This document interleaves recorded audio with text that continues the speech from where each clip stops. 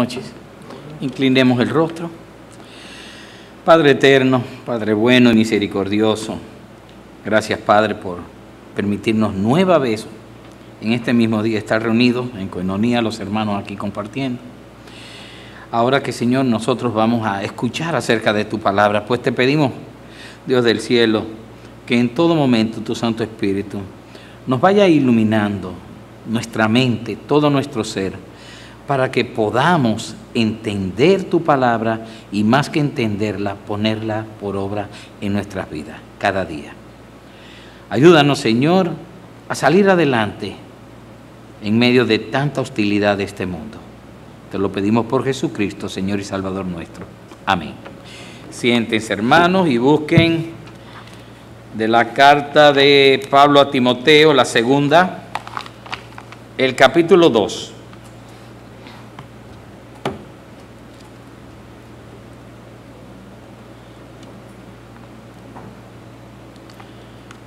Capítulo 2, segunda carta de Pablo a Timoteo, y dice así: Tú pues, hijo mío, esfuérzate en la gracia que es en Cristo Jesús. Lo que has oído de mí ante muchos testigos, esto encarga a los hombres fieles que sean idóneos para enseñar también a otros. Tú pues sufre penalidades como buen soldado de Jesucristo. Ninguno que milita se enreda en los negocios de la vida a fin de agradar a aquel que lo tomó por soldado. Y también el que lucha como atleta no es coronado, sino lucha legítimamente. El labrador, para participar de los frutos, debe trabajar primero. Considera lo que digo y el Señor te dé entendimiento en todo. Acuérdate de Jesucristo, del linaje de David, resucitado de los muertos conforme a mi evangelio, en el cual sufro penalidades hasta prisiones a modo de malhechor, mas la palabra de Dios no está presa. Por tanto, todo lo soporto por amor de los escogidos, para que ellos también obtengan la salvación que es en Cristo Jesús, con gloria eterna. Palabra fiel es esta: si somos muertos con Él, también viviremos con Él. Si sufrimos, también reinaremos con Él. Si le negáremos, Él también nos negará. Si fuéramos infieles, Él permanece fiel. Él no puede negarse a sí mismo. Recuérdales esto, exhortándoles delante del Señor a que no contiendan sobre palabras, lo cual para nada aprovecha, sino que es para perdición de los oyentes. Procura con diligencia presentarte a Dios aprobado como obrero que no tiene de qué avergonzarse, que usa bien la palabra de verdad, mas evita profanas y vanas palabrerías, porque conducirán más y más a la impiedad. Y su palabra carcomerá como gangrena, de los cuales son Himeneo y Fileto, que se desviaron de la verdad diciendo que la resurrección ya efectuó y trastornan la fe de algunos. Pero el fundamento de Dios está firme, teniendo este sello: conoce el Señor a los que son suyos, y apártese de iniquidad todo aquel que invoca el nombre de Cristo. Pero en una casa grande no solamente hay utensilios de oro y de plata, sino también de madera y de barro, y unos son para usos honrosos y otros para usos viles. Así que si alguno se limpia de estas cosas, será instrumento para honra, santificado, útil al Señor y dispuesto para toda buena obra. Huye también de las pasiones juveniles y sigue la justicia, la fe, el amor y la paz, con los que de corazón limpio invocan al Señor. Pero desecha las cuestiones necias e insensatas, sabiendo que engendran contiendas, porque el siervo del Señor no debe ser contencioso, sino amable para con todos, apto para enseñar, sufrido, que con mansedumbre corrija a los que se oponen, por si quizás Dios les conceda que se arrepientan para conocer la verdad, y escapen del lazo del diablo en el que están cautivos a voluntad de Él. Amén. Estos son una serie de consejos, directrices, exhortaciones, inclusive ordenanzas que le está dando Pablo a su hijo Timoteo en esta, su segunda y última carta a Timoteo.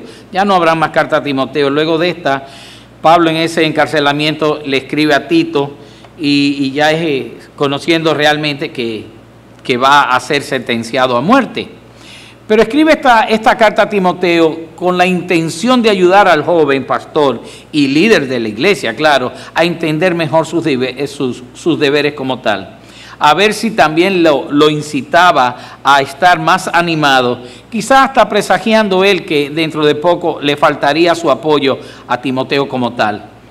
Pero estas son cosas que para todos nosotros son útiles, aunque dirigida a Timoteo, no, a nosotros todos también perfectamente. Pablo apremia a Timoteo a que haga una serie de recomendaciones, vamos a decirle, y yo voy a ver algunas de ellas porque son tantas que de verdad no nos daría el tiempo hoy. Lo primero que veo aquí es que le exhorta a esforzarse, le da una vez más palabras de aliento para que él tenga ánimo y valor para seguir adelante, para que, es como decimos, que dé la milla extra, que acopie fuerza y siga para adelante. Y era que Pablo, de una manera u otra, Pablo ya reconocía que por la misma cuestión de que era tan joven, a veces muy criticado por los demás, etcétera, era fácil de que el ánimo de Timoteo bajara un poco. Por eso Pablo necesita recordarle a él que se esfuerce y, bueno, que siguiera en la fortaleza y la resistencia que le daba la gracia de Cristo para cumplir el llamado, un llamado que Dios le había hecho a través del mismo Pablo. O sea, desde que Pablo instruye a Timoteo, se le presenta el llamado de que éste, como su ayudante, como su hijo espiritual, también sigue los pasos de él. Por eso le dice que necesita de la gracia de Cristo. Y la gracia aquí tiene un sentido teológico simple. ¿Qué es la gracia? Bueno, la ayuda divina que Dios le da, el regalo inmerecido que Dios le da a lo suyo. Eso es lo que hay. Es el auxilio que nos viene por parte de Dios. Eso es la gracia. Y a eso es que se está refiriendo. Pero tengamos en cuenta que Dios siempre está dispuesto a ayudarnos, a darnos fuerzas para que nosotros podamos seguir adelante, obrando como Él desea que nosotros lo hagamos. También le señala que así como Él aprendió de boca del mismo Pablo la buena, la sana doctrina, la revelación divina que le había sido dado a Pablo, se le enseña a Timoteo. Así mismo Él dice que sepa él entonces enseñar, buscar hombres para enseñar, es como para delegar en otros, como así mismo había hecho Pablo con él. Le había enseñado para que él fuese un emisor. Al principio somos receptores del Evangelio, pero todos estamos llamados a ser emisores, de salir a decirlos a otros. Él debía entonces preparar personas idóneas que fuesen maestros y que enseñasen a su vez a otros muchos. El caso de la difusión. Es como decimos pasar la antorcha, ¿verdad? Voy corriendo, te paso la antorcha, síguela pasando más adelante. Es el relevo, que preparara muchos relevos. ¿Para qué? Para la continuación o la continuidad de lo que era el ministerio. Da como requisito que esas personas que él buscase sean fieles, fuesen idóneos, porque Timoteo estaba en la ciudad de Éfeso, donde se estaban dando muchísimas deserciones, inclusive en la iglesia, y eso se trata en otro sitio. Y cuando le dice ser idóneos, deben ser personas que ya tengan un testimonio que dar, que sean ejemplo de una manera u otra. Y dice además que sean aptos para enseñar, porque, seamos claros, el ser fieles no necesariamente te está dando la capacidad y la aptitud para tú enseñar. Aunque seamos fieles, no todos pueden enseñar, sino que solamente deberán hacerlo aquellas personas que se encuentren aptas y capacitadas por el entendimiento, el conocimiento correcto de la palabra, y que tengan también una vida que vaya consonante en eso. Pero aquellos que no tienen ese entendimiento ni suficiente conocimiento de lo que es la palabra, entonces pueden caer en el error de tergiversar la verdad, de acomodarla según su propia perspectiva, Y eso siempre es desastroso. En el enseñar no se emite lo que tú crees que eso dice, sino lo que eso dice, y llevándote de lo que es el Espíritu Santo y de lo que son las herramientas útiles que hay para estudio de la palabra. Entonces tú enseñas de acuerdo a ello. Por eso dice que debes tener aptitud, conocimiento de la palabra, que debe ser una persona con cierta preparación.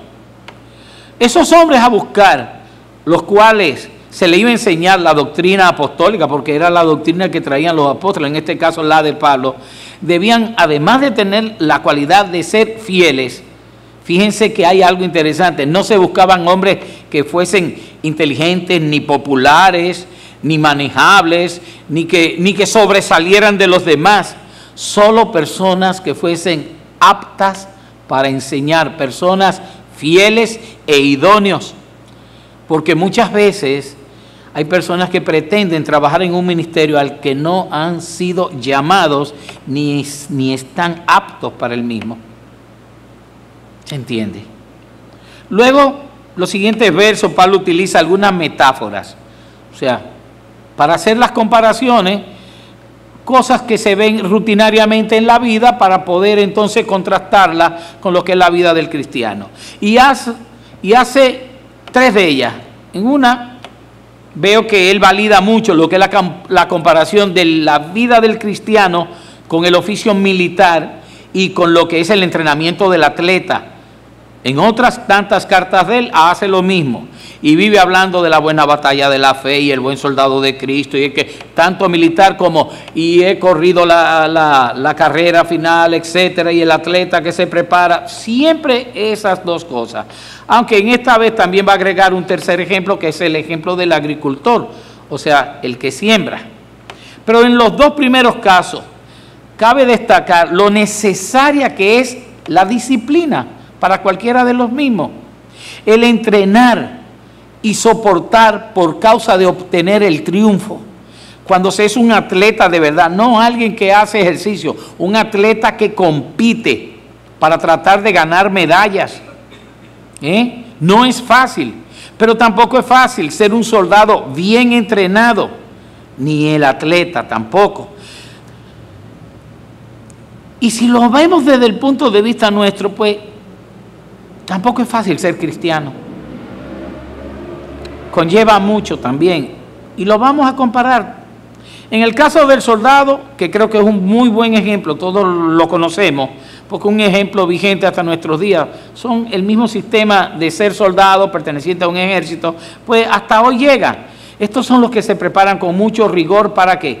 Para la lucha, para el tiempo en que tengan que batallar. Sufren penurias, preparan su cuerpo y su mente porque son entrenados. Tienen que estar haciendo servicio continuo, entrenamientos, cursos, etcétera. La comida que come un guardia aquí en mi país, que de eso sí sé yo, lo que llamamos el chao, hay que ser un hombre bien preparado, con buen estómago para tragar aquello. Sencillamente, es fuerte. ¿Por qué? Porque no es todo lo nutritivo que debiera ser, pero es lo necesario que ellos tienen ahí. Se someten los cuerpos continuamente, aún así. Ellos no son dueños de sí mismos. Fíjense por qué, sino porque se deben a esa institución a la que pertenecen, que es el ejército. Por lo que no tienen horario. No tienen horario. Eso de que no, que me toca descanso a las 6. No es cierto. Si a las 10 de la noche, a las 1 de la madrugada dicen hay un servicio para, qué sé yo, para Gualey, monten 40 hombres y llévenlo para Gualey. Y ahí nadie dice ni, porque no pueden. No, porque están dedicados a quien les sirven, sencillamente.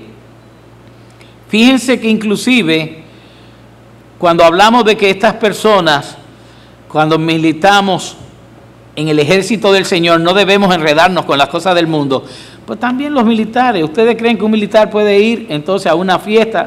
Saqué y voy del servicio a una fiesta. No puede. Más aún, un militar no vota en este país, no tiene derecho al voto. Cuando un preso que no ha sido condenado, ¿cómo le llaman a eso? Los presos que tienen en resguardo, o sea, en lo que se investiga, preventivo, puede votar. Pero un militar no vota. O sea, ni siquiera tiene el derecho cívico de votar. Ya ustedes se pueden entender si es dura o no, la forma de vida que ellos llevan. Pero igual podemos decir del atleta, ustedes saben cuántas cosas debe renunciar un atleta a placeres. No pueden comer esto, que un cuerito de puerco, que una qué sé yo qué, porque no, porque tienen una dieta estricta, muchas proteínas, cero carbohidratos, cero grasa y esto y lo otro, y deben comer a tales horas, tales no, alcanzar tantas horas de ejercicio, dietas, abstenciones. ¿Ustedes se lo imaginan? Lo que son atletas profesionales, y todo eso es para competir y alcanzar el éxito. Y pasando entonces al creyente, ¿qué podemos decir? Si lo primero que vemos es que el cristiano ha sido alistado por el Señor a su ejército, empezando por ahí, y que Jesucristo es el comandante del ejército de los cielos, como se lo dice en Josué 5, siendo el Verbo. Se le apareció a Josué como el príncipe del ejército de Jehová, y Él es nuestro comandante, y como tal se le debe obediencia total, completa. Un buen soldado de Cristo, porque ya ahora estamos hablando del creyente, está en servicio 24/7, y ustedes saben qué significa. 24 horas, los 7 días a la semana realmente. Es un servicio activo, por lo que entonces está muy y más que claro que no debe enredarse en los asuntos mundanos de la vida. Porque eso es, enredarse no es más que quedar atrapado, caer entre redes, estar amarrado. Enredarse en los negocios de la vida tiene muchísimo que ver con cuáles son nuestras prioridades. Tiene que ver con que a quién servimos o de quién nos sentimos atraídos. También de quiénes somos amigos. Porque si es del mundo, como ya les he dicho, entonces nos constituimos enemigos de Dios. Hay que estar claros si somos amigos del mundo o somos amigos de Dios. Y tanto el soldado como el atleta sabemos que deben alcanzar el éxito, como dice Pablo, legítimamente. ¿Qué significa eso? De acuerdo a las reglas. Tú eres creyente, tú eres cristiano, ¿de acuerdo a qué? De acuerdo a lo que tú has recibido, al Evangelio de Cristo, a la palabra de verdad que ha llegado a tu vida. Tú no eres por convicción propia. Tú eres por el llamamiento santo que ha hecho el Señor en tu vida. Y tú sigues los pasos porque están en la palabra. Nos están siendo dados de continuo como si fuera el manual del fabricante. Y así es como debemos continuar. Las Escrituras nos señalan cómo hacerlo. El soldado que pelea tiene un protocolo de guerra a seguir. No puede pelear como quiere. No puede capturar una persona y darle para abajo, como dicen. No puede. Si una persona se rinde, no puede. No se le despide. Alguien con bandera blanca, hay que respetarle la vida. O sea, hay normas, hay reglas. No se hace trampa porque no hay atajos en esto. Y no hay forma que no sea como la que Dios nos ha dicho a su manera, para que podamos ser verdaderos creyentes militando en el ejército del Señor. A su manera. Miren, los del mundo siempre van a estar buscando la vía más fácil. Y nosotros a cada rato vemos como el atleta fulano de tal lo sacan de la pelota por qué sé yo cuántos meses. ¿Por qué? Porque usó esteroides. Es algo que es para darle más fuerza. No pueden.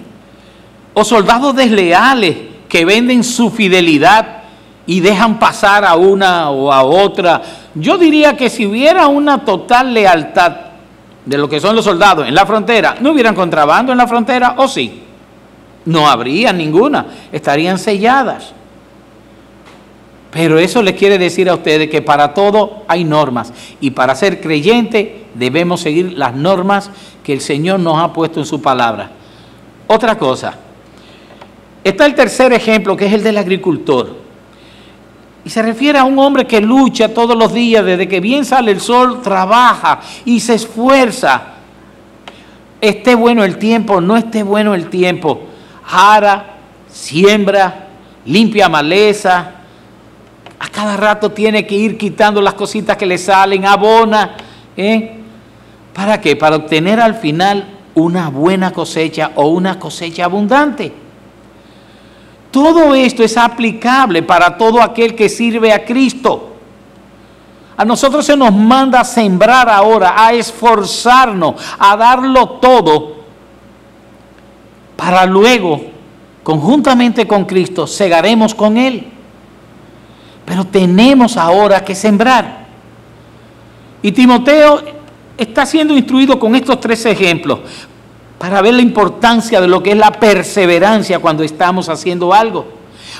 Y el mismo Pablo dice, y para recibir entendimiento de parte del Señor en todas estas cosas. Luego de los versos del 7 al 13, Pablo le alecciona a recordar por quién es nuestra lucha y en beneficio de quiénes. Luchamos por Jesús y le manda a recordar a ese Jesús que murió por nosotros, ese Jesús que resucitó de la familia de David, que pudo haber tenido el trono que quisiese, sin embargo, nació sin nada de poder ni riqueza.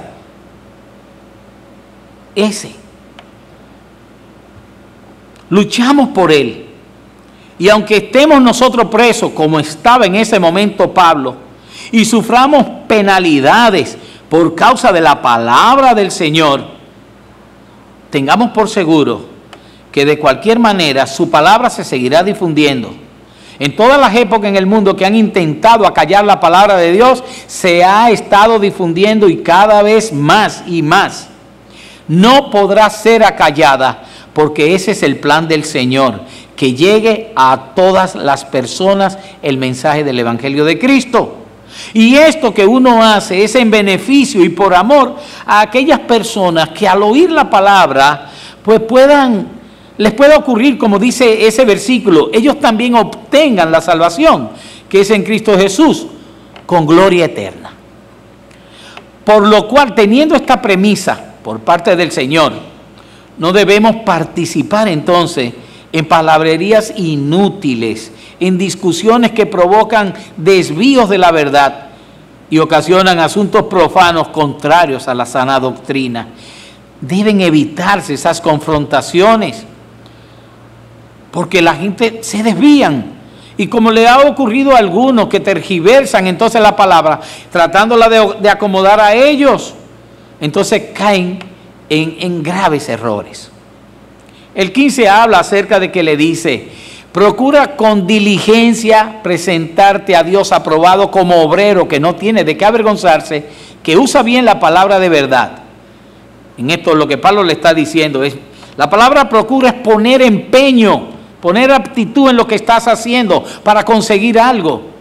Y si además también le agregamos que dice con diligencia, nos dice que nos pongamos en esto con toda premura, esfuerzo, poniendo todo de nuestra parte, solícitos, usando velocidad, o sea, rapidez, esforzándonos, siendo diligentes.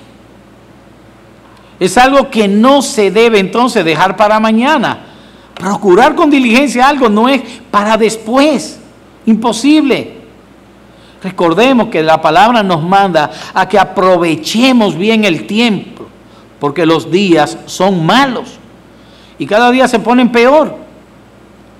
Le llama obrero, que del griego es ergates, significa uno que labora.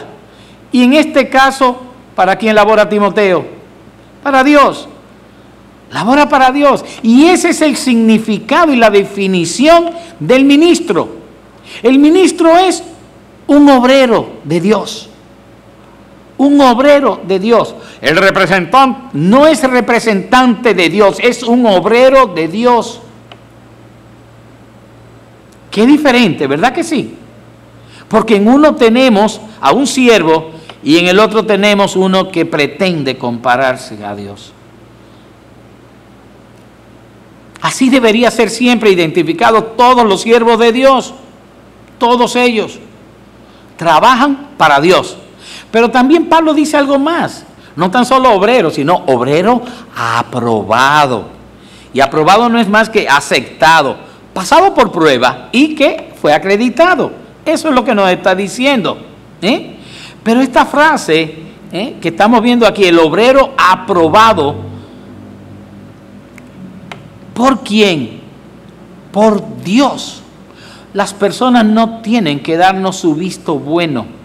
El Señor es quien prueba. El Señor es quien nos da el check-out, el visto bueno, aprobado por Dios.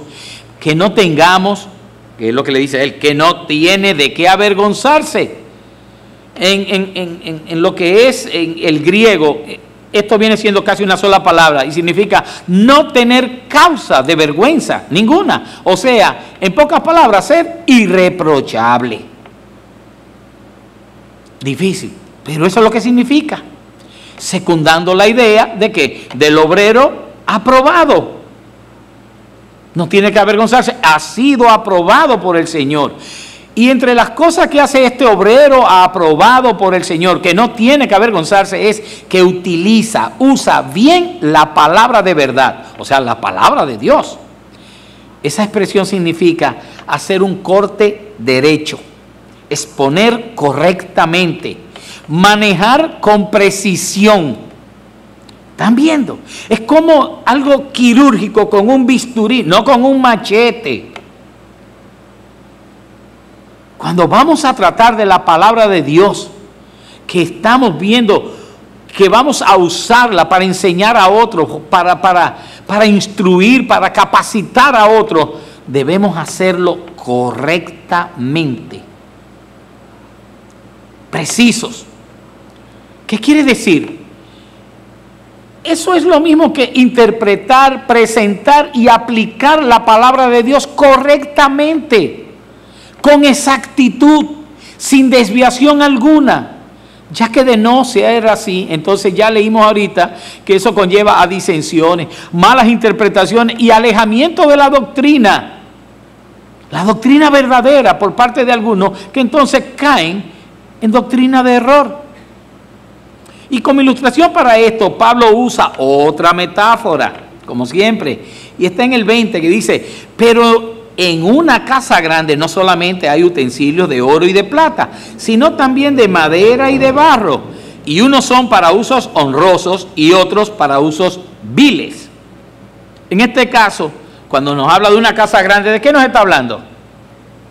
De la iglesia del Señor, no el edificio, la iglesia del Señor. Olviden todo aquel que cree en el Señor Jesucristo. En la iglesia del Señor hay diferentes utensilios, personas.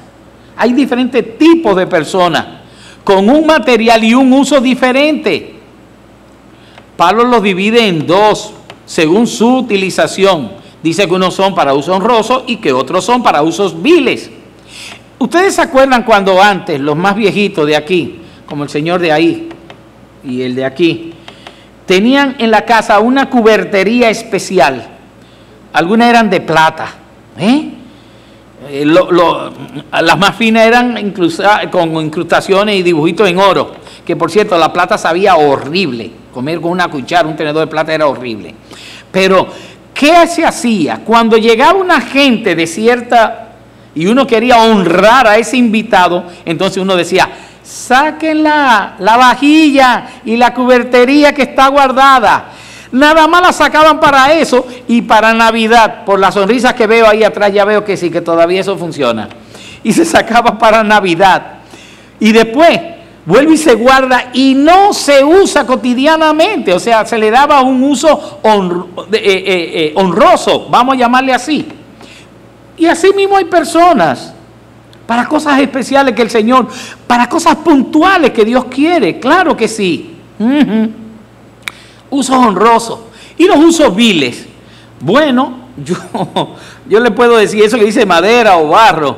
Bueno, y las cubetas esas en madera que habían tiempo atrás para echar la basura, eso es un uso vil, es un utensilio en la casa.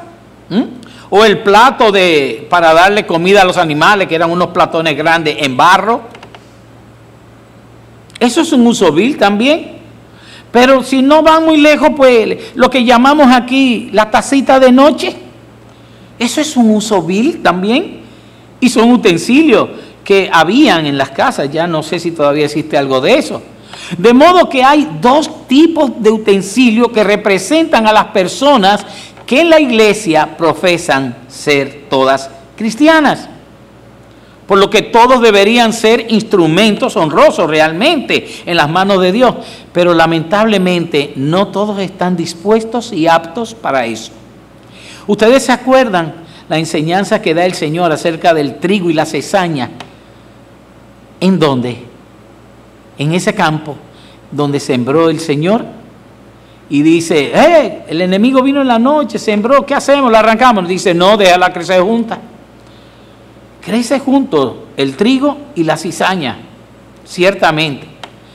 Pero está la posibilidad de que si nos limpiamos, como Pablo dice, si nos limpiamos de nuestra iniquidad, podríamos ser entonces vasos de honra, como lo dice el verso 21. Así que si alguno se limpia de estas cosas, la que había dicho anteriormente, será instrumento para honra, santificado, útil al Señor y dispuesto para toda buena obra. ¿Cómo se limpia una persona? Una persona que todavía no se ha entregado al Señor. Pues exactamente así mismo. Arrepiéntase, entréguese al Señor, completamente su vida, sin dejar nada aparte ni medio escondido, y usted va a ver que así sí. Entonces podrá ser un instrumento para uso honroso, para toda buena obra, como dice aquí. Dejando las iniquidades y agradando a Dios. Nosotros los creyentes hemos sido llamados a ser utensilios de oro y de plata, instrumentos de honra en manos del Señor. Eso es lo que hemos sido llamados. No podemos entonces pretender que sea de otra manera. Debemos dejar cada día que el Señor tome nuestras vidas y las maneje Él. De acuerdo a su palabra es que debemos nosotros caminar cada día. A partir del verso 22 al 26, ya esos son los últimos, Pablo le da unas órdenes más y escribe: huye también de las pasiones juveniles y sigue la justicia, la fe, el amor y la paz con los que de corazón limpio invocan a Dios. Vamos a llamarle advertencias, recomendaciones de cómo debe mantenerse limpio. En este caso el joven Timoteo, pero también nosotros, aquellas personas que consideramos que estamos para el servicio de Dios, porque somos siervos de Dios. Y fíjense que es algo muy sencillo. La recomendación es huir. ¿Huir de qué? De las pasiones propias de los jóvenes a él, claro que sí. Y seamos claros, no solo se refiere a los deseos sexuales que muchas veces apasionadamente tienen los jóvenes, sino al deseo de adquirir, de ser reconocido, al orgullo, al ímpetu que muchas veces tienen, que el joven cree que se lo lleva todo por delante, a la vanidad que muchos de ellos tienen. Hay muchas cosas de jóvenes que son bien propias de ellos, por eso le llama pasiones juveniles, porque como que a los viejos ya no nos lucen ni nos llegan todas esas cosas. Ya uno sabe lo que uno es, para lo que uno da y la medida de lo que uno tiene. Además ya uno aprendió también a vivir bastante conforme con lo que uno tiene. Entonces esas son cosas, por eso dice, las pasiones juveniles, no solamente aquellas que ya les dije, sino muchas más. Pero le dice huye, no dice que las provoque, ni que intente frenarlas tampoco, mucho menos que coquetee con ellas. Ay sí, ay sí no. Obedecer a tiempo es mejor que lamentarlo por mucho tiempo. Huir de unas y procurar seguir otras, fue lo que le dijo Pablo. Pablo manda a seguir la justicia, la fe, el amor y la paz. ¡Wow! ¡Qué cuatro! Sí, Señor. 4 aspectos que son notables e imprescindibles en el corazón de todo aquel que genuinamente busca a Dios. Sin ellos no hay adhesión con el Señor. Sin esos elementos, ¿qué tenemos en común con Él? ¿Cómo allegarnos a Él? No tendremos comunión con Él, con Cristo. Es como si nosotros perteneciésemos a otro bando contrario, si eso no está en nuestras vidas.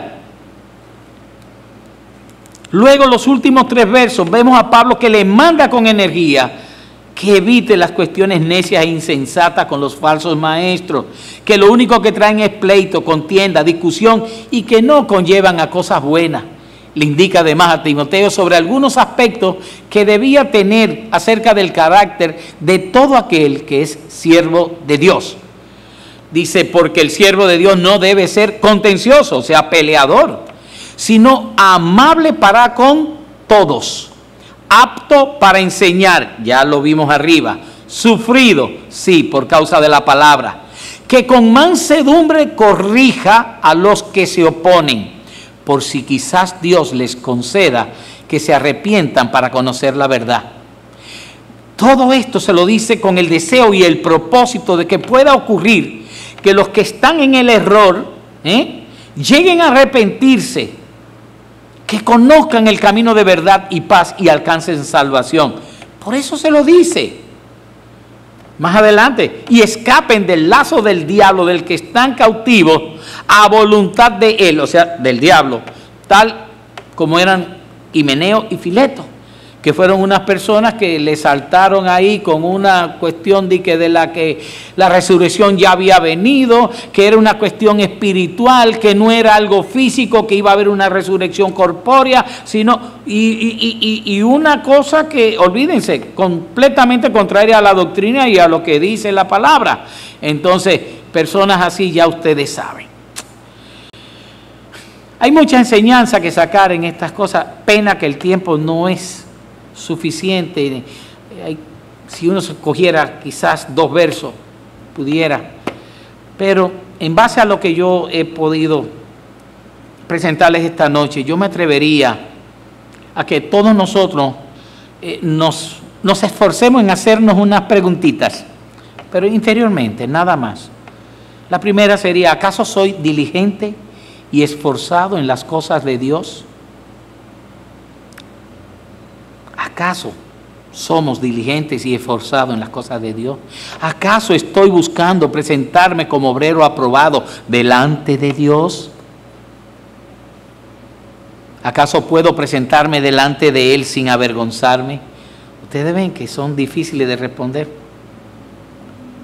¿Sigo la justicia, la fe, el amor y la paz que solo en Cristo puedo hallar?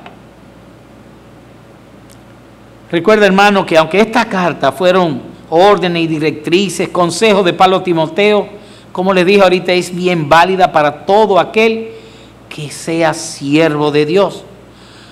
No desmayemos y sigamos con diligencia, esforcémonos con valor y sigamos en pos de nuestro Señor y Salvador. Amén. Bendito Señor y Dios lo es. Tú conoces los corazones nuestros, independientemente, cada uno de nosotros, pues, tú lo conoces a cabalidad. Sabes de qué somos capaces, somos de Señor. Aún desde antes de la fundación del mundo tú nos conociste y nos separaste para este momento. ¿Sabes, Señor, cuáles son nuestras debilidades entonces? ¿De qué adolecemos cada uno? Nosotros queremos, Señor, llevar a cabo estos consejos que le da Pablo a Timoteo, aplicarlo también en nuestras vidas, pero para ello, Padre, es necesario que tú acrecientes nuestra fe, que tú, Señor, nos dé todavía más y más de tu gracia, que tu Santo Espíritu nos ilumine cada día más, Señor, y que tú nos des la fuerza necesaria para nosotros seguir militando en pos de ti.